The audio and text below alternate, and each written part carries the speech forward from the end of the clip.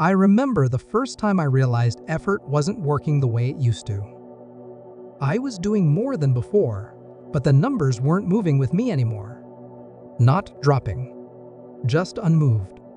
That's the moment income stops responding to effort, and most of us don't recognize it for what it is. At first, it feels personal, like maybe you've lost your edge. Like discipline slipped somewhere you didn't notice.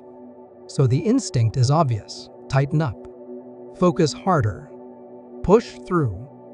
That instinct made sense earlier. It worked earlier.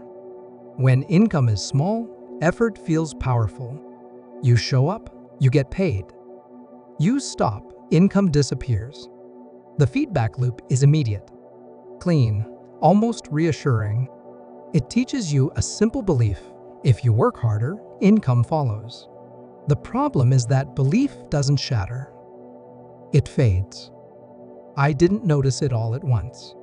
It showed up as friction, as days where I'd work longer and feel oddly ineffective, as weeks where output went up but income stayed flat. Not bad, just stubborn. And that's the part that messes with your head. Because when income collapses, you know something's wrong. But when income stalls, you blame yourself. We're taught to interpret stalled income as a motivation problem when it's usually a structure problem. At a certain point, effort stops being the active ingredient. Not because effort stopped mattering, but because the system learned it. It adapted to it. It priced it in. Once that happens, pushing harder doesn't create lift. It just creates noise. This is where the tension really starts. You're still capable, still disciplined, still showing up, but something inside you starts to realize that the work is no longer moving anything. You're pedaling, but the terrain has changed. I remember feeling almost offended by that, like the system was breaking an unspoken contract. Effort was supposed to count. Effort was supposed to mean something. When income stops responding to effort, it feels unfair before it feels informative. That's why so many people get stuck here. If you stay loyal to effort as your primary lever, you end up overworking a structure that can't respond anymore. You add motion where direction is missing.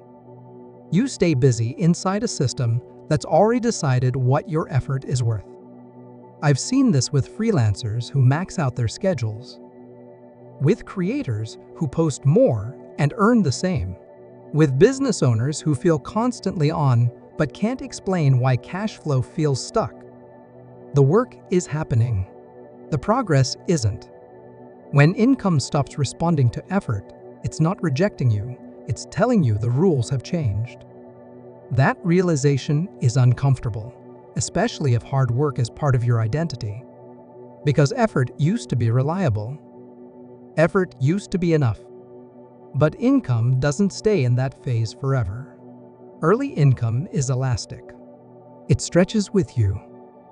Later income is rigid. It only moves when something underneath it moves.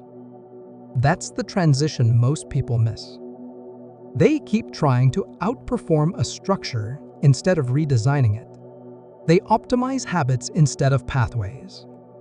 They improve discipline instead of leverage.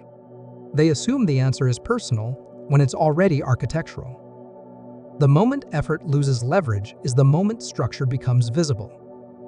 You can feel it most clearly when you step away.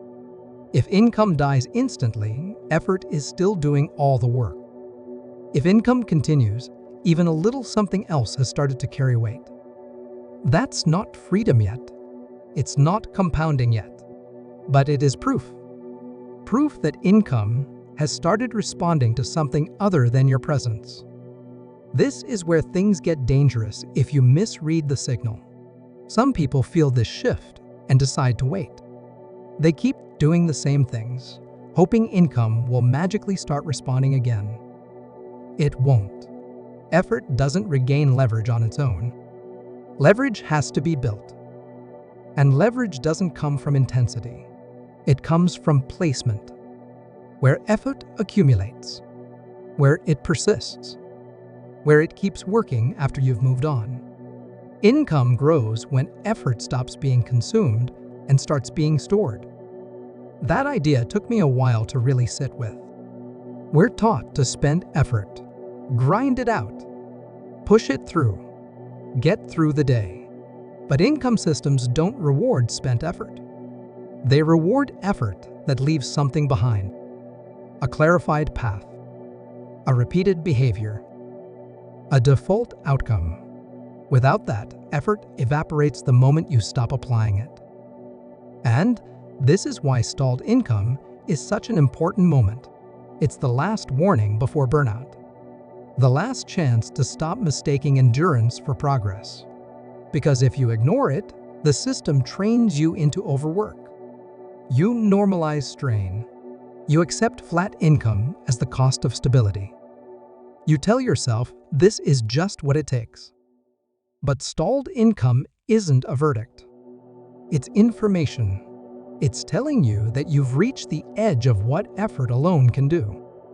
Income doesn't stop responding to effort because you failed. It stops responding because you've reached the limit of that phase. What comes next isn't about working harder. It's about deciding what effort should build so it doesn't have to be repeated. That decision is what the next topics are about.